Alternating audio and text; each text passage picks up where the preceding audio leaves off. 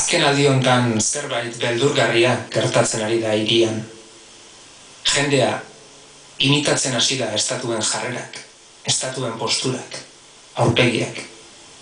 Azalpen bakarra dauka honek. Jendeak estatua izan nahi du akaso. Abiadura besarkatzera eraman nahi gaituztenean, guk kontrara estatua izatea aukeratu bagenu bezala. Zubietako mimo aurpegi zuri horiek adibidez, zer dira?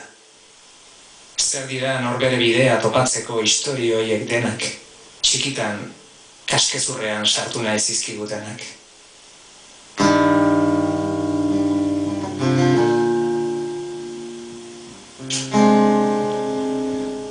Gu behar bada ez gara bide izateko jaio. Plaza edo lorategi publiko izateko jaio gara agian. Han geldirik egoteko, apartatuta, bizitzari pasatzen utziz bide gurutzean. Aspaldiko alegia japoniarretan bezala, gu ere harrikozkor bihurtu arte.